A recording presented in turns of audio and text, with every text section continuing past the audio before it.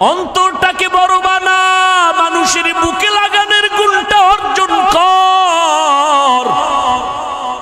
লাথি মারার গুণ তো মদিনার গুণ না, গালি দেওয়ার গুণ তো মদিনার নবীর গুণ না, গালি না দেওয়া মদিনার গুণ।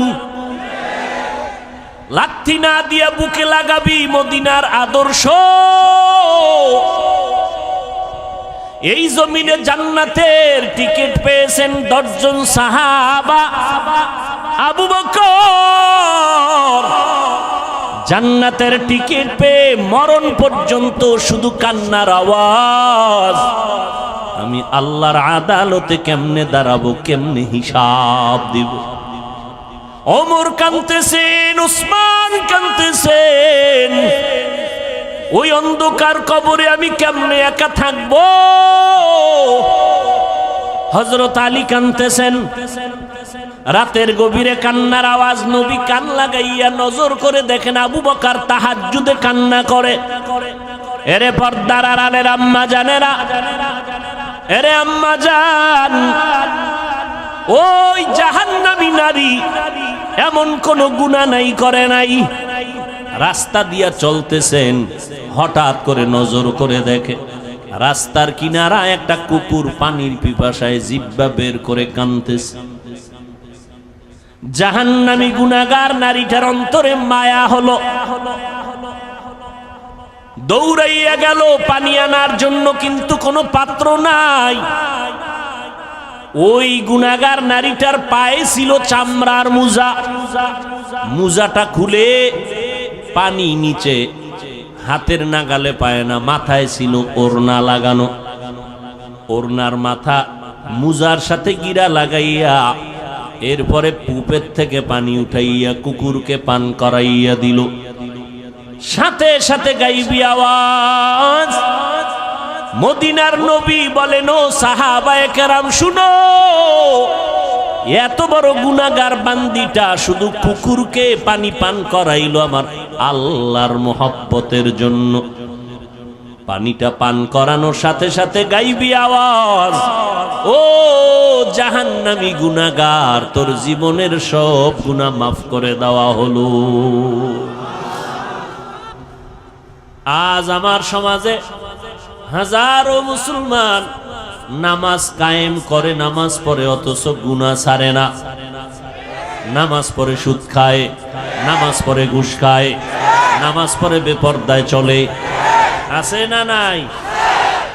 অথচ আল্লাহর ওয়াদা, নিশ্চয়ই মানুষ গুনাহ থেকে বাঁচবে। কেমনে? কয় নামাজ তাকে গুনাহ থেকে বাঁচাবে। ইন্নাস সালাতা তানহা আনিল ফাহশাই ওয়াল মুনকার। কোনো সন্দেহ নাই, সমস্ত পাপের থেকে বাঁচাইয়া রাখার একমাত্র মাধ্যম হলো নামাজ। প্রশ্ন বড় জটিল। মুসলমান আর বেঈমানের ভেতরে ব্যবধান হলো নামাজ। মদিনার নবী বলেন, বাইনাল আবদি ওয়া বাইনাল কুফরি তারকুস সালাহ। মুমিন আর বেঈমানের মধ্যে ব্যবধান হলো নামাজ। বেঈমানেরা নামাজ পড়ে না, মুমিনেরা নামাজ ছাড়ে না। প্রশ্ন বড় জটিল। মুসলমান কেন নামাজ পড়ে না? নামাজিরা কেন গুনাহ ছাড়ে না? মুসলমান কেন নামাজ পড়ে না? নামাজি বান্দা কেন গুনাহ ছাড়ে না? নামাজ পড়বে, গুনাহ থেকে বাঁচবে, কিন্তু নামাজ পড়িয়া মিথ্যা কথা বলবে কেন? নব মুসলিম রহমাতুল লিল আলামিনের হাতে একজন নব মুসলিম নতুন মুসলমান হলো। নবীজি বললেন, ঈমান আনার পর প্রথম দায়িত্ব আপনার নামাজ আদায় করবেন। নব মুসলিম নামাজ আদায় করা শুরু করলো। কিছুদিন পর নবীর কাছে অভিযোগ দিলেন ভিন্ন কয়েকজন সাহাবা, পয়গম্বর, অমুক নব মুসলিম নামাজ পড়িয়া বাইরে গিয়া গুনাহ করে। নবীজির আদত, কোন অভিযোগ শুনলেই কোনো আওয়াজ দিতেন না। একবার বলার পরে, দুইবার বলার পরে, তিনবার বলার পরে নবী তার জবাব দিতেন। একবার অভিযোগ দিলেন, কোনো আওয়াজ নাই। দ্বিতীয়বার আবার অভিযোগ দিলেন, কিছুদিন পরে এবারও কোনো আওয়াজ নাই। এই মোবাইল বড়দোয়া দিব তোদের জন্য, দিলে কিন্তু সাইজ হয়ে যাবে, কারণ আমার আমিন কবুল না হইলেও এই ময়দানে বহু আমিন কবুল হনেওয়ালা লোক আছে। গুনাহ ছাড়বি না? তোর বাপের লাগে মান্নত করে আইছো যে আকাম কইরা জাহান্নামে যাবি, এতবার বলার পরেও কি লজ্জা হবে না?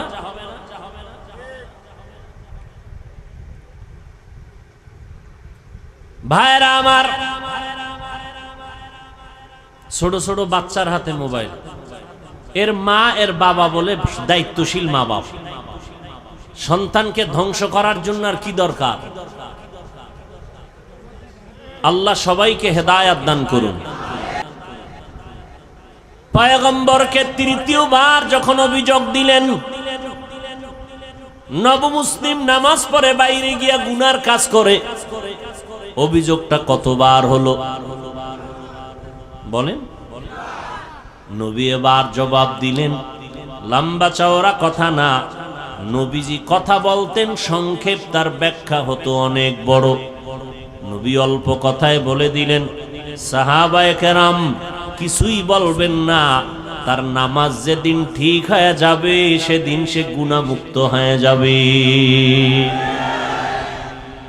মকুন সুসুতি নামাজে পাঞ্জে গানা, ফাওয়াইলুল লিল মুসাল্লিনাল্লাযীনা মুমিনারা ইনামাজ ইমদাদ দা ইস্তাঈনু আয়াতে কুরআন বাখা আয়াতে কদ আফলাহারা ইয়াদকুন গৌর কুন্দর মানি আজ দিল সাদেকুন।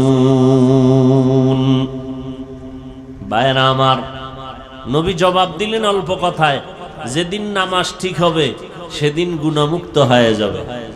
তাহলে নামাজ পড়িয়াও গুনাহ করে, কারণ কি বুঝলেন? কি বুঝলেন কারণ? নামাজ ঠিক হয় নাই। জমিনের মধ্যে সর্বশ্রেষ্ঠ জায়গা মসজিদ। قال النبي صلى الله عليه وآله وسلم أحب البلاد إلى الله مساجدها وأبغض البلاد إلى الله أسواقها। পয়গম্বর বলেন, জমিনের মধ্যে শ্রেষ্ঠ জায়গা হলো মসজিদ, আর সব থেকে খারাপ জায়গা হলো বাথরুম। কি ঠিক? বাথরুম কি? বাজার। নবী বাথরুম রে খারাপ না বলে বাজারকে খারাপ কেন বললেন? এর একমাত্র কারণ, মানুষ বাজারে গিয়া যেই পরিমাণ গুনাহ করে ফেলে ওই পরিমাণ গুনাহ বাথরুমে হয় না। উত্তম জায়গা আল্লাহর ঘর, যেখানে সেজদা দেয় মানুষ সেখানে কম যায়, বাজারে বেশি যায়। মনে হয় জানো গোপনে ইশারায় বলতে থাকে, নবী কথাটা মনে হয় ঠিক বলেন নাই। নবী যদি আমগো মনের মতো বলতেন, খারাপ জায়গা হলো মসজিদ, ভালোটা হলো বাজার। মানুষ বাজারের মধ্যে সময় বেশি কাটায়, মারপিট আর রং তামাশা সেখানে বেশি হয়। এবার বলবেন বাজারে তো নবীও যাইতেন, আমরা হুজুরেরাও তো বাজারে যাই, ব্যবসা করি। আবু বকর ব্যবসা করেছেন, আমাদের মাযহাবের ইমাম আবু হানিফা রাহমাতুল্লাহ আলাইহি ব্যবসা করেছেন, বাজারে যাইতেন সব নবীরা, সব আল্লাহওয়ালারা। এরপরও কেন বাজারকে খারাপ বললেন? বাজারে যাইতে নিষেধ নাই ও বান্দা, বাজারে গিয়া গুনাহ করা তোমার জন্য নিষেধ। জরুরত সারার জন্য বাজারে যাও, আবার ব্যাক করে ঘরে যাও, ওখানে বাজে কোনো কথা যেন না হয়, কারণ ব্যবসা করা হালাল। আহাল্লাল্লাহুল বাইআ ওয়া হাররামার রিবা, ব্যবসা আল্লাহ হালাল করেছেন, সুদ আল্লাহ হারাম করে দিয়েছেন। এরে নবীর আশিক, উত্তম জায়গা আল্লাহর ঘর, কিন্তু এই জায়গায় মানুষ ঢুকতে গিয়েও কোনো আল্লাহর ভয় অন্তরে রাখে না। আল্লাহর ঘরে যারা যাবে এরা জমিনের কোনো মেহমান না, এরা আমার মালিক রব্বুল আলামিনের মেহমান। এমপি সাহেব ডাকলে মানুষ কত সুন্দর সজ্জিত হইয়া এমপি সাহেবের ডাকে সাড়া দেয়। ও মানুষ, আপন কোনো আত্মীয়র বাড়ি গেলে পুরান জামা বাদ দিয়া নতুন ড্রেস পরিয়া যায়। আমার আল্লাহর বাড়ি নামাজে যারা যাও, তোমরা গেঞ্জি পরে যাও কেন? ময়লা জামা নিয়ে যাও কেন? আল্লাহর মেহমান তো আল্লাহর ঘরে আল্লাহর সাজে সজ্জিত হয়ে যাওয়া দরকার। সেখানে গেঞ্জি পরে যায়, টুপি নাই, জুতা নাই, আবার গেঞ্জির ভিতরে কত বাঘ ভাল্লুক বানরের ছবি, আবার কত ইংরেজি লেখা আছে না নাই? এই হলো নামাজের হালাত। হ্যাঁ, সবার শেষে যায় আবার সবার আগে বের হয়। 5 বেলার নামাজ তো নাই, ওই জুমার দিন যায় তাও সুন্নতের খবর নাই। সালামের পরে 2 রাকাত ইমাম সালাম দিল, বের হয়ে চলে গেল। জুমার সময় এত মানুষ, এরা ফজরেও নাই আবার আসরেও নাই। এই নামাজ দিয়া মানুষ গুনাহ থেকে ফিরবে না। আল্লাহর নবী বলেন কিয়ামতের দিন এই নামাজি তাকে জাহান্নামে নিয়ে যাবে। আল্লাহ তাআলা বলেন আমি মানুষকে একটা কাজের জন্য বানাইছি, ইবাদত। ইবাদত হবে নবীর তরিকায়। সীমানা কত দূর? বলে তোমার জিন্দেগি যেখানে যেখানে যাবে সেখানে ইবাদত। ইবাদতটা নবীর তরিকায় হবে, শুধু জিকির করা ইবাদত না। ও বান্দা, তুমি খানা খাইবা ইবাদত, তুমি খানা খাইবা না তাও ইবাদত। খানা সামনে রেডি, পেটের ভেতরে ক্ষুধা, ইফতারির টাইম বাকি আধা ঘন্টা, ক্ষুধাও আছে, খানাও সামনে আছে হালাল। রোজাদার খাইবেনি কেন? এই সময় খানা খাওয়াটা তোমার জন্য আল্লাহর বিধানে নাই, না খাওয়াটা ইবাদত। খানা হালাল কিন্তু খাওয়া কিনা ইবাদত না। রোজার হালাতে তোমার সামনে খানা, পেটেও ক্ষুধা, তারপরও খাওয়া যাবে না, কারণ আল্লাহর বিধানে নাই, নবীর তরিকায় নাই। এই সময় খানা ক্ষুধা থাকলেও খাওয়া যাবে না, না খাওয়া ইবাদত। নামাজ পড়ো ইবাদত, নামাজ না পড়াটাও ইবাদত। রোজা রাখা যেমন ইবাদত, একটু আগেই কিন্তু জবাব দিয়েছি রোজা না রাখাটাও ইবাদত। ঈদের দিন রোজা রাখা ইবাদত নাকি রোজা না রাখা ইবাদত? সূর্য যখন ডুবে, সূর্য যখন উঠে, তখন নামাজ পড়া ইবাদত নাকি না পড়া ইবাদত? ভাইরা আমার, নামাজ পড়া যেমন ইবাদত, না পড়াটাও ইবাদত। সব হতে হবে আল্লাহর জন্য, মদিনাওয়ালা নবীর তরিকায়। কিন্তু বড় দুঃখ, আল্লাহকেও চিনি না, মদিনাওয়ালা নবীর আদর্শ তরিকাও চিনি না। এখন আমরা কেমনে ইবাদত করব, সিস্টেম কেমনে জানবো? মদিনার নবী এক ঠিকানা দিয়া গেছেন, ওই ঠিকানায় গেলে ইবাদত শিখবা, তরিকাও পাইবা। ওই ঠিকানার নাম হলো উলামায়ে আহলে হকের সোহবত। ইলমে রা'জাজু করদান বেহিসাব, খলকে রাদাদান জওয়াবে বাসওয়াব, হক না দারাত দোস্তে খলকা জারেরা, নিস্তে ই খসলত একে দিনদারেরা। আল্লাহর জন্য ইবাদত করো, অল্প হলেও নাজাতের জন্য যথেষ্ট। আল্লাহ বেশি আমলের জন্য তোমাকে টাইট করেন নাই, তাকিদ দেন নাই, বরং আল্লাহ কোরআনের এক জায়গায় বলেন আল্লাযী খালাকাল মাউতা ওয়াল হায়াতা লিয়াবলুয়াকুম আইয়ুকুম আহসানু আমালা। আমি তোমাকে জমিনের মধ্যে পাঠাইছি পরীক্ষা করে, যাচাই করে দেখব কারা উত্তম আমল করে। আকসারু আমালা বলেন নাই, আহসানু আমালা। বেশি আমল আল্লাহ চান না, আল্লাহ চান অল্প আমল, তবে আমলটা হতে হবে আল্লাহর জন্য। ইবাদত কার জন্য? মা খালাকুতুল জিন্না ওয়াল ইনসি বাখা জুজ ইবাদত নিস্তে মাকসুদ আজ্জাহা। আল্লাহর এক বান্দি, নারী না পুরুষ? আল্লাহ তাআলার এক বান্দি, এমন কোন গুনাহ নাই করে নাই, গুনাহের সাগর, জঘন্যতম গুনাহের মধ্যে লিপ্ত হয়ে নারীটার জিন্দেগিটাকে গুনাহের ফাউন্ডেশন বানায় ফেলল। হেদায়েতের মালিক কে?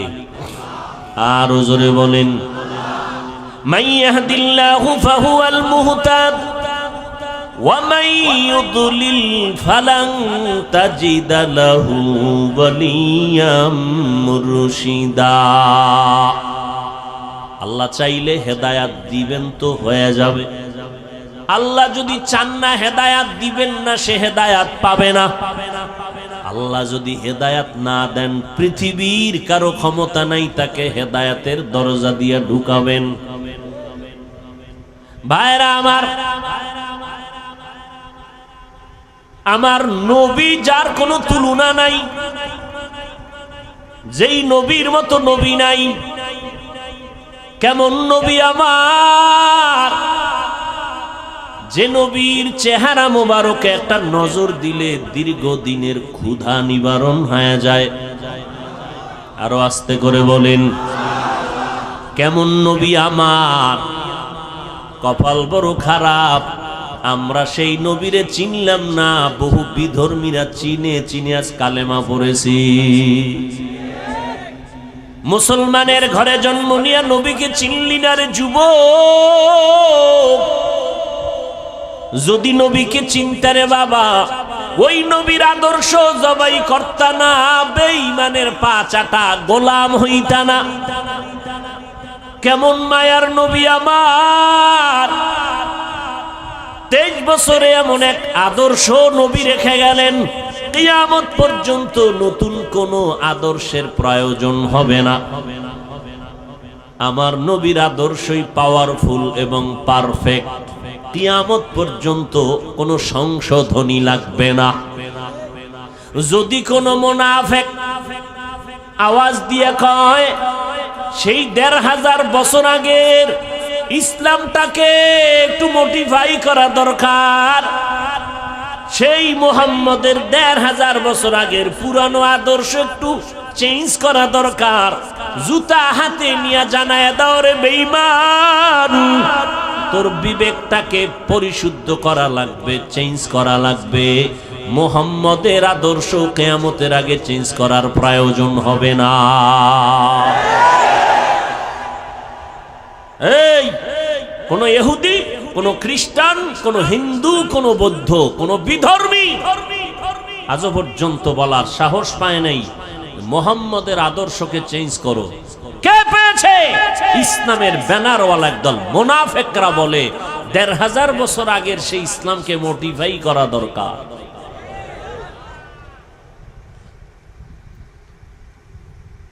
এদের থেকে খুব সাবধান। ওই নবীর আদর্শ এত পাওয়ারফুল এবং পারফেক্ট, 1500 বছর পর আজও সেই নবীর আদর্শের কারণে এত গরমের মধ্যেও হাজার হাজার মানুষ বসে আছেন। টাকার লোভ নাই, খাওয়ানোর কোনো ফিকির নাই, বসার জায়গাও ভালো না। কোন এমপি সাহেব এতগুলো মানুষ যদি এক জায়গায় বসায় রাখতে চাইতেন, আসা যাওয়ার অগ্রিম গাড়ি ভাড়া দিতে হতো, ঠিক নেই?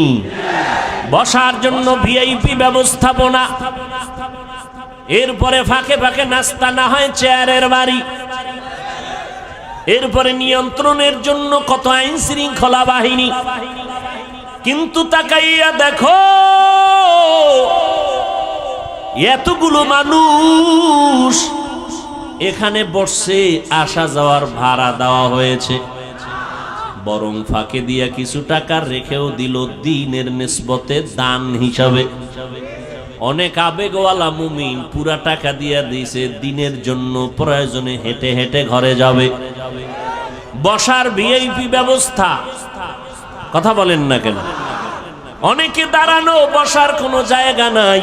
কে ধনী, কে গরিব, কে শিক্ষিত, কে মূর্খ, কোনো ভেদাভেদ নাই। ফাঁকে ফাঁকে কোনো পানীয় নাস্তার আয়োজন, নিয়ন্ত্রণের জন্য কোনো আইন শৃঙ্খলা বাহিনী। এতগুলো মানুষ র্যাব, আর্মি, পুলিশ, বিডিআর দিয়াও নিয়ন্ত্রণে রাখা যায় না। আর এতগুলো মানুষ, বসার কাইফিয়াত নাই, জায়গা সুন্দর না, খানারও আয়োজন নাই, টাকারও কোনো ব্যবস্থা নাই, যাবে কেমনে ঘরে তারও কোনো চিন্তা নাই, চুপচাপ বসে আছে। একটু চিন্তা করা দরকার, এটাকে কেউ না কেউ পেছন থেকে নিয়ন্ত্রণ না করলে তো হয় না। যিনি কুদরতের দ্বারা নিয়ন্ত্রণ করেন তিনি আমার আল্লাহ। ওই আল্লাহকে এখনো চিনো না রে যুবক? কই আজকে এত দুশ্মন সারা দুনিয়া জুড়ে?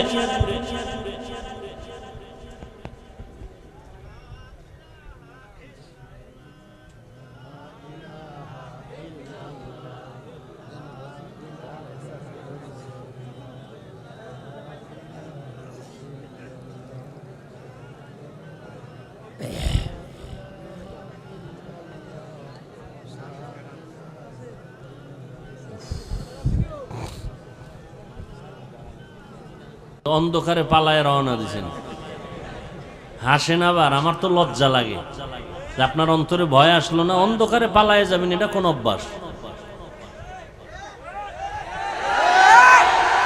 ঠিক বে ঠিক বুঝে বইলেন, বদনাম কিন্তু আপনাদেরই। ভাইরা আমার, সারা পৃথিবী জুড়ে এত দুশ্মন, ইহুদি বেঈমান সব বিধর্মীরা চায় কোরআনের আওয়াজ বন্ধ হয়ে যাক, মাদ্রাসা বন্ধ হয়ে যাক, ওয়াজ মাহফিলের মাইকের আওয়াজ বন্ধ করো, শব্দ দূষণ। এইভাবে যুগে যুগে ওরা ষড়যন্ত্র করলো, হাজারো মাদ্রাসা বন্ধ করে দিল, আলেমরে জবাই করলো, ফাঁসির মঞ্চে ঝুলাইলো। এখনো অপচেষ্টা কম করে না কোরআনের আওয়াজ বন্ধ করার জন্য। অথচ আমরা তাদের বিরোধী শক্তি না, আমরা বিরুদ্ধে বলি না। এতক্ষণ বয়ান করলাম, আরো করি, করতেছি, করব। কই হিন্দুদের বিরুদ্ধে বলি নাই, খ্রিস্টানের বিরুদ্ধে বলি নাই, ইহুদির বিরুদ্ধে বলি নাই, বৌদ্ধদের বিরুদ্ধে বলি নাই। এমন কি আমাদের ভেতরগত মুসলমানের ভেতরে কত দল আর কত মত। পাঁচকল্লি টুপি মাথায় দিয়ে বয়ান করতেছি, কোনদিন ভিন্ন টুপিওয়ালার বিরুদ্ধে বলি নাই। অথচ তাদের কাছে একটু জিজ্ঞাসা করতে মনে চায়, তুমি আমার সাদা টুপির বিরোধিতা কেন করো? কওমি মাদ্রাসায় লেখাপড়া করলাম, আজ পর্যন্ত আলিয়ার বিরুদ্ধে বলি নাই, স্কুল কলেজের বিরুদ্ধে বলি নাই। তাদেরকে জিজ্ঞাসা করতে মনে চায়, হযরতেরা আপনারা কওমির বিরোধিতা কেন করেন? তাবলীগের সমর্থন করি, কোনদিন তাবলীগ যারা করে না গালি দেই না, হিংসা করি না, দেখলে সালাম দেওয়ার চেষ্টা করি। জিজ্ঞাসা করতে মনে চায়, আপনি কেন তাবলীগের বিরোধিতা করেন? ইয়া নবী সালামু আলাইকা বলিয়া যারা দাঁড়াইয়া নবীরে টান দিয়া মদিনার থেকে নিজের বুকের সাথে নিয়ে আসেন স্টেজে, আমরা গালিও দেই না, হিংসাও করি না, দেখলে সালাম দেই। কিন্তু জিজ্ঞাসা করতে মনে চায়, আমরা যারা ইয়া নবী সালামু আলাইকা বলি না, আপনাকেও খারাপ জানি না, আপনি কেন আমাকে খারাপ জানেন? এত বয়ান করি, একটা ইচ্ছা করে কাউকে আঘাত করার মূলক কোনো কথা বলি না। দুই একটা কথা যদি অনিচ্ছায় হয়ে যায়, আল্লাহর কাছে বারবার ক্ষমা চাই। বয়ানের শেষে মোনাজাতে তওবা করি, ক্ষমা চাই। কারণ যে যেই লাইনেই হই না কেন, এখানে কত লাইনের মানুষ, কেউ সাদা টুপি, কেউ কালো টুপি, কেউ বসে নবীরে সালাম দেয়, দরুদ পড়ে, কেউ দাঁড়ানো, কেউ কওমি, কেউ আলিয়া, কেউ চরমনাই, কেউ তাবলীগ, আছে না? কিন্তু আমাদের দিলের তামান্না এবং অন্তর বড়, আমরা সব কথার একটা কথা দিয়ে দিলটারে সান্ত্বনা দেই। কে চরমনাই, কে উজানি, কে বাহাদুরপুর, কে নানুপুর, কে তাবলিগ, কে কোন দলের মানুষ, কে কোন টুপি পরে জানার দরকার পড়ে না। আমগো জানার একটাই পর দরকার হলো, আমরা যে যেই লাইনে থাকি আমরা সবাই আল্লাহর গোলাম, মদিনাওয়ালা নবীর উম্মত, মুসলমান। কি অন্তরে জায়গা দিতে মন চায় না? না, কি পরিমাণ অন্তর লইয়া ঘুরেন যে আমগো মতো বান্দারে দেখলেই চান্দি গরম। কি অন্তর এত ছোট কেন? পুঁটি মাছ খান না? বড় মাছ খাবেন, মাছের মাথা খাবেন, দিল বড় হবে। আমি পাঁচকল্লি মাথায় দিয়ে আপনাকে তো গালি দিই না, আপনার গালি কেন? ও গালি দেওয়া সুন্নত না? কি আপনার পীর সাহেবের সুন্নত না মদিনার সুন্নত? এরে যুবক, অন্তরটাকে বড় বানা, মানুষের বুকে লাগানোর গুণটা অর্জন কর। লাথি মারার গুণ তো মদিনার গুণ না, গালি দেওয়ার গুণ তো মদিনার নবীর গুণ না, গালি না দেওয়া মদিনার গুণ। লাথি না দিয়া বুকে লাগাবি মদিনার আদর্শ। যদি বান্দার দিলটা নরম থাকে, আলহামদুলিল্লাহ। গরম থাকলে বেশি বেশি রোজা রাখো, মদিনার নবীর উপরে দরুদ পড়ো, দিল ঠান্ডা হয়ে যাবে। দরুদ পড়লে কি জেলাভি লাগবে? এটা কোন কথা? হাঁটতে, চলতে, উঠতে, বসতে সব সময় নবীর দরুদ পড়ো। দরুদ কম হবে না বেশি? দরুদ পড়লে কি দাঁড়াইতে হইব? তাহলে ঘুমাবাও দাঁড়াইয়া। কেউ যদি বিছানায় শুয়া শুয়া দরুদ পড়ে, সওয়াব হবে না গুনাহ? যত পারো দরুদ পড়ো। এরপরেও মা বাবা সন্তানের মাঝে ঘরের ভিতরে তর্ক হয়নি। এই যুবকেরা সোজা হ, দিল সোজা কর, তোর মাথা সোজা করতে কই নেই। ঘরের ভিতরে সন্তান মা বাবার ভেতরে, ঘরের ভেতরে বসে তর্ক হয়নি। তর্ক হইলে কি সন্তানেরা ফেসবুকে লেখে বাবার বিরুদ্ধে, মায়ের বিরুদ্ধে, মাইক লাগায়। তা চারদিকে দুশ্মন আর দুশ্মন, ক্যামেরা ফিট করা সাংবাদিক, গোপন হলুদ সাংবাদিক, দোষ পাইলে তিলেরে তাল বানাবে। আমরা বিতর্গত যদি টুকটাক দ্বন্দ্ব হয়, এটা ফেসবুকে লেখো কেন? ও, তোমার লজ্জা নাই এই কারণে? তো লজ্জাপতি গাছ আছে আমগো কুয়াকাটা আছে, হ্যাঁ, এই গাছের শিকড় খাও দুইয়া দুইয়া। পয়গম্বর বলেন, লা ঈমানা লিমান লা হায়া আলা। আল্লাহর কসম, আমার সোনার বাংলাদেশে নাস্তিক আছে হাতে গোনা কয়েকটা, বেশি। মাদ্রাসা কম। পীর মুরিদি, মুসলমান, মসজিদ, আলেম ওলামা, ছাত্র।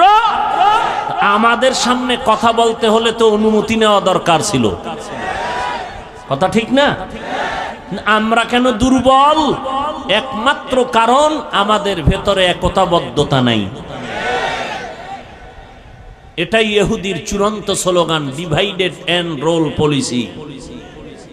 একটা জাতিকে ধ্বংস করে দেওয়ার জন্য দলে দলে বিভক্ত করে দাও। আর না, আজকে আমরা যদি আল্লাহর গোলাম, রসুলের উম্মত, মদিনার নবীর আশেক মুসলমান হিসাবে এক ব্যানারে থাকতাম, এই সোনার বাংলায় টুপিওয়ালাদের সামনে কথা বলতে হলে অনুমতি নিতে হতো। কিন্তু টুপিওয়ালার বিরোধিতা হিন্দু করবে কখন? তুমিই তো করতেছো। ইমামের পিছনে নামাজ পড়া বাইরে গিয়া ইমামের বিরোধিতা করে, এরকম মুসলমান আশেক নাই? কিতনা বড় নিমক হারাম। আবার বাবায় মরলে কয়, হুজুর আইয়েন একটু দোয়া ভরেন। আছে না নাই? আল্লাহ হেদায়াত দান করেন। ও যুবক, তুমিও মুসলমান, আমিও মুসলমান। তোমার আল্লাহ আমার আল্লাহ আলাদা না, এক। তোমার নবী আমার নবী এক, তোমার কোরআন আমার কোরআন এক, তোমার কাবা আমার কাবা এক, তোমার ধর্ম আমার ধর্ম এক। তুমি আমি দুনিয়াতে আসছি এক। নাকি লঙ্গি ভরে আসছো? বিদায় বেলাও সিস্টেম হবে এক। কাফন হবে কয়টা? কথা কয় না। কালার হবে আলাদা। তাবলিগলাদের কাফনের কালার আলাদা। এই দেশে নামদারি সুন্নি যারা, তাদের কাফনের কালার হবে আলাদা, কালো। কাফনের সংখ্যা 3টে, কালারও সবার এক। কে তাবলিগ, কে চরমনাই, কে ওয়াহাবি, কে সুন্নি, কে কওমি, কে আলিয়া, কে আওয়ামী লীগ, কে বিএমপি, কে এমপি, কে মন্ত্রী, কে ধনী, কে গরিব, কে মাওলানা, কে মুফতি, কে বক্তা, কে শ্রোতা। কাফনের ভিতরে যেদিন ঢুকবি সেদিন দেখবি বাহাদুরি আর সে। কাফনের উপরে লেখা থাকবে পিসা হুজুরের লাশ। হ্যাঁ, শেষ বাহাদুরি, সব শেষ। কাফনে ঢুকছো, কার লাশটা ফকিন্নির, কারটা ধনির, কোন লেখা আছে? এবার কবরের সাইজও হবে এক। কবরের মধ্যে রেখে মাটি পাড়াইয়া দিবে, শুধু পীর সাহেবের সাথে একটা মাইক লাগানো থাকবে, টেলিফোনের যোগাযোগ করবে। কবরের ভিতরে একটা ব্লুটুথ সিস্টেমের মেশিন থাকবে যোগাযোগের জন্য। হ্যাঁ, সব কবরের সাইজও সমান। মাটি দিয়া যখন সবাই বিদায় হবে, 2জন ফেরেশতা সবার কবরে আসবে। পীর সাহেবের যেই প্রশ্ন করবে, মুরিদেরও সেই একই প্রশ্ন করবে। হিন্দু বৌদ্ধ খ্রিস্টান সবার বেলায় প্রশ্ন 3টা, সব একই প্রশ্ন, কমন প্রশ্ন। রবের পরিচয় দাও, ধর্মের পরিচয় দাও, রাহমাতুল লিল আলামিনের পরিচয় দাও। তুমি কয় টাকার মালিক, কত এলেম ওয়ালা, জানার দরকার। প্রশ্ন 3টা। পরীক্ষা চলতেছে না ছেলেরা এখন? ও যুবক, দুনিয়ার পরীক্ষার প্রশ্নপত্র ফাঁস হইয়া গেলে আগুন জ্বলে সবার অন্তরে। প্রশ্নপত্র ফাঁস হয়ে গেল, পরীক্ষার মান দুর্বল হয়ে গেছে। আমার মাওলার সিস্টেমটা কি তাকায় দেখ রে যুবক। আমার আল্লাহ কবরের 3টা প্রশ্ন ফাঁস করে দিলেন। 3 প্রশ্ন সবাই জানায় দিলেন, আল্লাহ জানায় দিলেন। ও হিন্দু, তোমারও 3 প্রশ্ন, মুসলমান তোমারও 3 প্রশ্ন। প্রশ্ন 3টাই সমান। জানাইয়া দেওয়ার পরেও যদি কবরে গিয়া জবাব দিতে না পারো, একটু চিন্তা কর ফিডার ওজনটা কত কঠিন। প্রশ্নপত্র ফাঁস করার পরেও যদি জবাব দিতে না পারো, জবাব কে দিতে পারবে? যে পারবে সে জান্নাত পেবে, যে পারবে না সে পাবে না। কে পারবে? আমি হুজুর। কোনো গ্যারান্টি নাই, কারণ এই জমিনে জান্নাতের টিকিট পেয়েছেন 10 জন সাহাবা। আবু বকর জান্নাতের টিকিট পেয়ে মরণ পর্যন্ত শুধু কান্নার আওয়াজ। আমি আল্লাহর আদালতে কেমনে দাঁড়াবো, কেমনে হিসাব দিব। ওমর কাঁদতেছেন, উসমান কাঁদতেছেন। ওই অন্ধকার কবরে আমি কেমনে একা থাকবো। হযরত আলী কাঁদতেছেন, অথচ তাদের নামে জান্নাতের টিকিট রেডি। কয়জন? এই জোরে কও যুবকেরা। রাতের গভীরে কান্নার আওয়াজ। নবী কান লাগাইয়া নজর করে দেখেন আবু বকর তাহাজ্জুদে কান্না করে। জান্নাতের টিকিট পেয়ে যদি কাঁদেন, তো আপনার আমার উপায় কি? ও বাহাদুরেরা, এরে পর্দার আড়ালের আম্মা জানেরা আসেনি? এরে আম্মা জান, ওই জাহান্নামী নারী এমন কোন গুনাহ নাই, করে নাই। রাস্তা দিয়া চলতেছেন, হঠাৎ করে নজর করে দেখে রাস্তার কিনারা একটা কুকুর পানির পিপাসায় জিহ্বা বের করে কাঁদতেছে। জাহান্নামী গুনাহগার নারীটার অন্তরে মায়া হলো। দৌড়াইয়া গেল পানি আনার জন্য, কিন্তু কোনো পাত্র নাই। ওই গুনাহগার নারীটার পায়ে ছিল চামড়ার মোজা, মোজাটা খুলে পানি নিচে, হাতের নাগালে পায় না, মাথায় ছিল ওড়না লাগানো। ওড়নার মাথা মুজার সাথে গিরা লাগাইয়া এরপরে কূপের থেকে পানি উঠাইয়া কুকুরকে পান করাইয়া দিল। সাথে সাথে গাইবি আওয়াজ, মদিনার নবী বলেন, ও সাহাবায়ে কেরাম শুনো, এত বড় গুনাহগার বান্দিটা শুধু কুকুরকে পানি পান করাইলো আমার আল্লাহর মোহাব্বতের জন্য। পানিটা পান করানোর সাথে সাথে গাইবি আওয়াজ, ও জাহান্নামী গুনাহগার, তোর জীবনের সব গুনাহ মাফ করে দেওয়া হলো। এই জন্য কোন ছোট নেক আমলকে ছোট মনে করে ছেড়ে দিবেন না, কারণ একটা ছোট আমল যদি আল্লাহ কবুল করে দেয় এটাই আপনার জন্য বড় পাওয়া। আবার ছোট গুনাহকে গুনাহ মনে করে করবেন না, কারণ একটা ছোট গুনাহে যদি আল্লাহ ধইরা ফেলায় আপনার জীবন শেষ। আল্লাহর আর একজন বান্দি জীবনভর নেক আমল করেছে, আগের বান্দি জীবনভর গুনাহ করছে, আর এই বান্দি জীবনভর নেক আমল করেছে।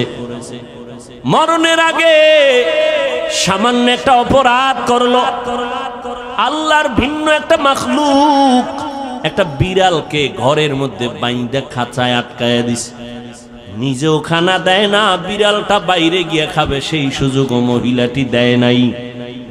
বিড়ালটা খাঁচায় বসে ধুকে ধুকে না খেয়ে মরে গেল।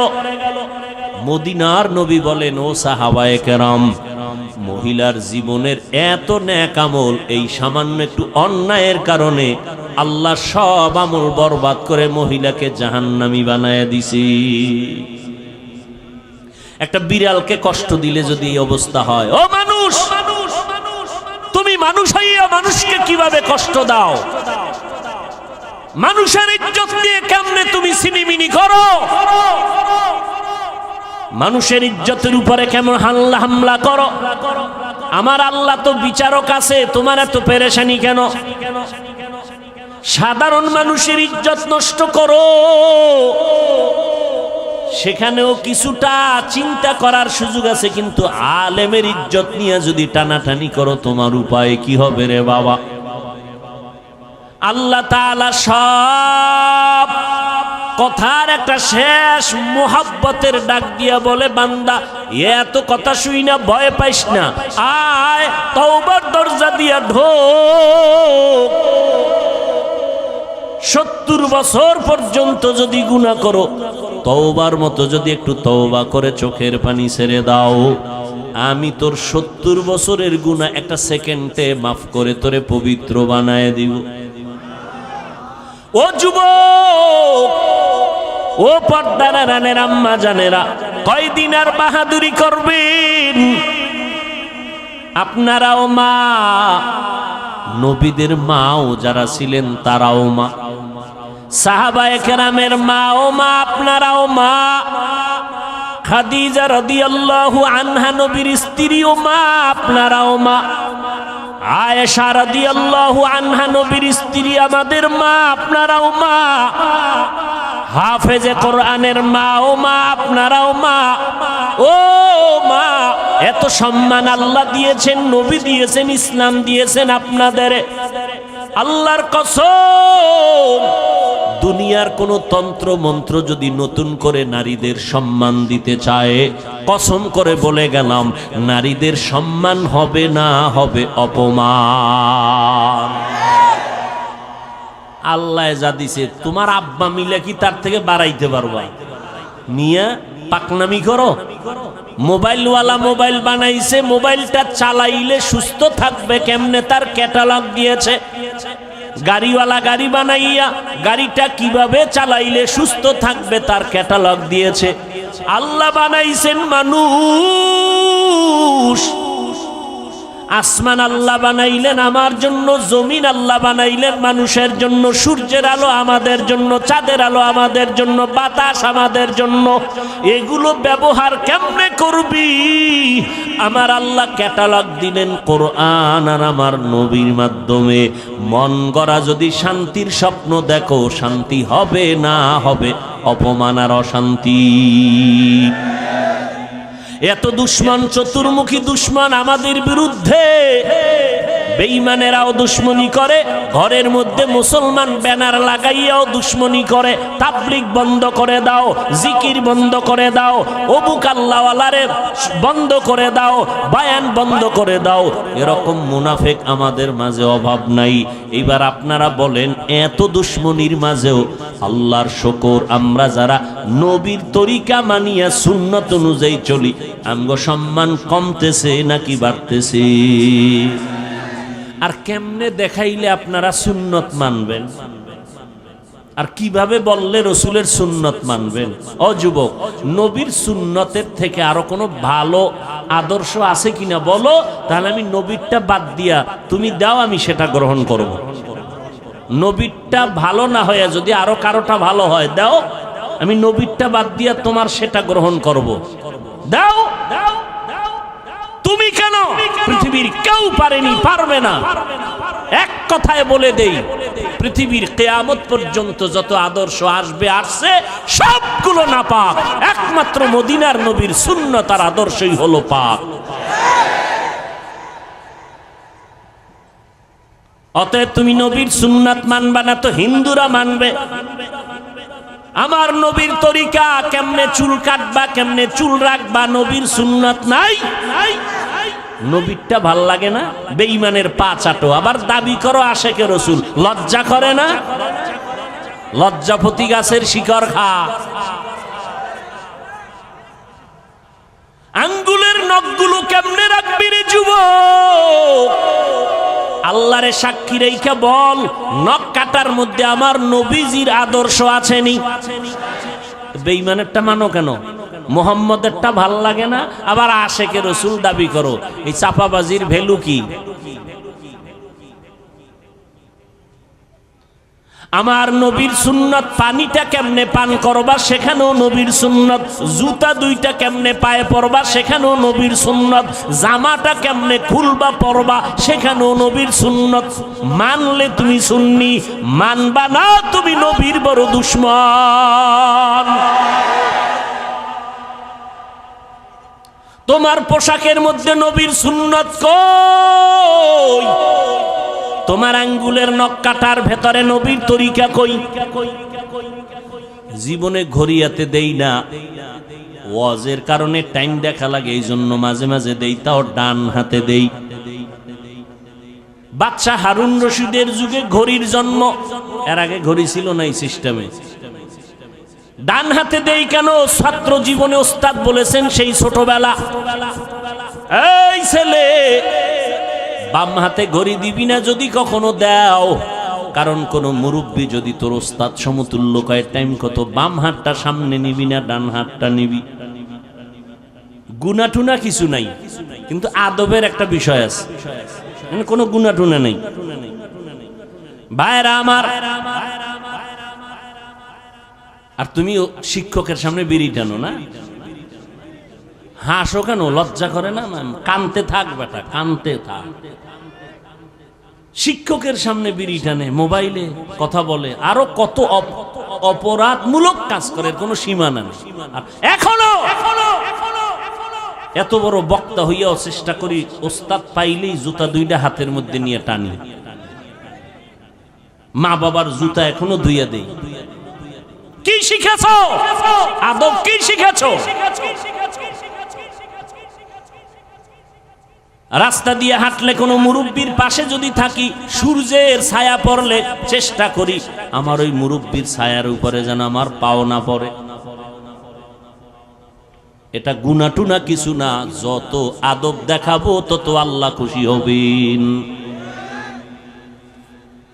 আর মায়ের সামনে, বাবার সামনে মোবাইল চালাও, টেলিভিশন দেখো, নাচ গান দেখো, লজ্জা করে না? ঘড়িটা হাতে দিয়া বাম হাতে দৌড়াও, বান্ধবী নিয়ে আড্ডা দিতেছো, মা বাবার সামনে লজ্জা করে না? কয় কিসের লজ্জা, আব্বা আম্মাও তো এই পথের যাত্রী। ও আম্মা জান, আপনার ছেলেটাকে ডাক্তার বানাবেন, কলিজা দিয়া দোয়া করে গেলাম, ইঞ্জিনিয়ার বানাবেন, প্রফেসর বানাবেন, এসপি বানাবেন, তবে দাবি হলো বেয়াদব বানাবেন না। আপনার সন্তানের ব্যবহারে যেন কোনো আলেম কষ্ট না পায়, আপনার সন্তানের আচরণে এলাকার কোনো মুরব্বী যেন কষ্ট না পায়, আপনার সন্তানের আচরণে যেন সবাই দোয়া করে। আরে এমন আদর্শ সন্তান যদি বানাইতে হয়, আব্বা আম্মাকে আগে আদর্শওয়ালা হওয়া দরকার। ও যুবক, পেছনের গুনাহ থেকে এখনো সুযোগ আছে, তওবা করো। নবীর তরিকার মালা গলায় লাগাও, দাড়িটা লম্বা করো, 5 বেলার নামাজ পড়ো, মা বাবার খেদমত করে দোয়া নাও, আলেম ওলামাদের দোয়া নিয়ে আমল শুরু করে দাও। তোমার মতো যুবক, আমি বলি না আমগো মতো হুজুর হও না, একবারও না। তুমি যেই লাইনেই আছো ওই লাইনে থাকিয়া নবীর তরিকা মতে চলো, নামাজ পড়ো। তোমার মতো যুবক সন্তান স্কুল কলেজে পড়ে, 5 বেলার নামাজি, মিথ্যা বলবা না, বলো আছে না নাই? তুমি পারো না কেন? আগামীকালকে ওই ছেলে মেয়েদের পাও ধোয়া পানি নিয়ে খালি পেটে 3 বার পান করবা, যে তোরা স্কুল কলেজে পড়ো, নামাজ পড়ো, আমি কেন পারি না, কপাল খারাপ, আব্বা আম্মার বরদোয়া লাগছে আমার কপালে।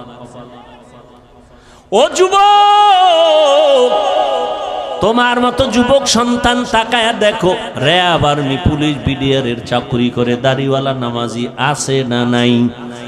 তুমি কেন পারবা না? মই নদীর মধ্যে মাছ ধরে, নামাজ ছাড়ে না, জমিনে কৃষি কাজ করে, নামাজ ছাড়ে না, তুমি কেন পারো না? এরে আম্মা জান, আপনার মতো কত মা এলাকায় দেখবেন এখনো 5 বেলার নামাজ পড়ে, তাহাজ্জুদও পড়ে, নাই? এরে আম্মা জান, কেন আপনি পারবেন না? ভালো সন্তান যদি চান, আপনাকে ভালো হতে হবে। ভালো ফল খাইতে চাইলে গাছকে ভালো করতে হবে, ভালো গাছ থেকেই ভালো ফল আসবে। এরে আম্মা জান, এখনো সময় আছে, তওবা করেন। সন্তানের হাত ধরিয়া বলেন, বাবা আর নামাজ ছাড়বি না, মা বাবারে কষ্ট দিবি না, ওলামায়ে কেরামের কথা মেনে আমল করবি, নবীর তরিকা মেনে চলবি। তোরে আমি আদর্শ ডাক্তার বানাইয়া যেতে চাই, তোকে আমি আদর্শ ইঞ্জিনিয়ার বানায় যেতে চাই। আমি মরিয়া গেলে তুই কোরআন পড়ে পড়ে দোয়া করবি আর মানুষের ডাক্তার হয়ে সেবা করবি। আল্লাহর কাছে দোয়া করেন, তওবা করেন। ও যুবক, আল্লাহর কাছে তওবা করো। গুনাহের কথা স্মরণ করে আমার আল্লাহকে যদি বলতে পারো, আল্লাহ হায়াতের মালিক তুমি, ইজ্জতের মালিক তুমি, মৌতের মালিক তুমি, আজকে থেকে তওবার নিয়ত করে ফেললাম, নবীর সুন্নতের বাহিরে চলবো না, হারাম খাবো না, দাড়ি কাটবো না, মা বাবাকে কষ্ট দিব না, নবীর তরিকার বাহিরে চলবো না, ওলামায়ে কেরামের সুন্দর পরামর্শ নিয়ে আমল করব, 5 বেলার নামাজ ঠিক মতো আদায় করব, যত কষ্টই হোক না কেন আর নামাজ বন্ধ করব না। মোবাইলের গুনাহের থেকে নিজেকে বাঁচাইয়া রাখার চেষ্টা করব। তওবা করার মতো যদি খাঁটি অন্তরে নিয়ত থাকে, আমার আল্লাহ তওবার দরজা দিয়া ডাকতেছেন, বান্দা চোখের পানি ছেড়ে তওবা করো, আমি জীবনের সব গুনাহ মাফ করে দিব। তওবার যদি নিয়ত অন্তরে থাকে, তবে এটাও সত্য কথা, 13টা বছর নবীকে দেখলো, চেহারা দেখলো, বয়ান শুনলো, কালেমা পড়ে না আবু জাহাল। আর ওমরের মতো বান্দা নবীর গর্দান কাটার জন্য আসিয়া কালেমা পড়ে মুসলমান হয়ে গেল। এই জমিনেও কিছু মানুষ এমন থাকবে, কাট্টাস পাথরওয়ালা অন্তর নিয়ে ওয়াজে বৈশা কান্না করে বিদায় হয়ে তওবা করে যাবে, আর নামাজ ছাড়বে না। আবার ওই আবু জাহালের মতো পাথরওয়ালা অন্তর, হাজারো বয়ান শোনার পরেও সে কখনো তওবার নিয়ত করবে না। মন শয়তানের ধোকায় পড়ে বলবে, এত ইবাদত করে কি লাভ, এত সুন্নাত মানিয়া কি লাভ, কপাল পোড়া হইয়া আবার ওয়াজের প্যান্ডেল থেকে বিদায় হবে। তবে যাদের অন্তর তৈরি হয়ে গেছে তওবা করার জন্য, গলায় ছুরি আসলে মরে যাবে আর নামাজ ছাড়বো না, বেপরদায় চলবো না, দাড়ি কাটবো না, মা বাবারে কষ্ট দিব না, নবীর তরিকার বাহিরে চলবো না, ওলামায়ে আহলে হকের পরামর্শ নিয়ে চলবো। তওবা করার মতো যদি কারো নিয়ত হয়, খাঁটি তওবার নিয়তে 2টো হাত আমার আল্লাহকে দেখাইয়া দাও। আয় আল্লাহ হাতগুলো কবুল করে নেন, তওবা কবুল করে নেন, তওবার উপরে মজবুত হইয়া চলার মতো তৌফিক দান করেন। আমিন। আলহামদুলিল্লাহি রাব্বিল আলামিন। والصلاة والسلام على سيد الأنبياء والمرسلين وعلى آله وأصحابه أجمعين يا أرحم الراحمين يا أرحم الراحمين يا أرحم الراحمين رب ارحمهما كما ربياني صغيرا اللهم إنك عفو كريم تحب العفو فاعف عنا اللهم إنا نسألك رضاك والجنة ونعوذ بك من سخطك والنار اللهم إنا نعوذ بك من البرص والجنون والجذام وسيء الأسقام উদয়ার মালিক গুনাহের বোঝা নিয়ে আপনার দরওয়াজায় হাজির। দুনিয়াতে যেদিন আসছিলাম কত পবিত্র, মা বাবা কত আনন্দ করেছিলেন। আজ শয়তানের ধোকায় পড়ে সেই জীবনটাকে গুনার দ্বারা নাপাক করে ফেলেছি। গুনার কারণে আমার হাত নাপাক, আমার চোখ নাপাক, আমার জিহ্বা নাপাক, আমার নাক। আয় আল্লাহ, তওবার নিয়তে হাত তুলিছি, আর গুনাহ করব না রে আল্লাহ। মেহেরবানি করে আমাদের জীবনের গুনাহগুলো মাফ করে দেন আল্লাহ। সারা দুনিয়াবাসীকে মাফ করে দেন, পর্দার আড়ালের মা বোনদের মাফ করে দেন আল্লাহ। সুন্নাতওয়ালা জিন্দেগি আমাদের দান করেন। আয় আল্লাহ, সারা দুনিয়াবাসীকে মাফ করে দেন, বাংলাদেশ শান্তির দেশ বানায় দেন, প্রশাসনিকভাবে যারা কাজ করে দিনদার বানায় দেন, জনপ্রতিনিধির দায়িত্ব যারা পালন করে দিনদার বানায় দেন।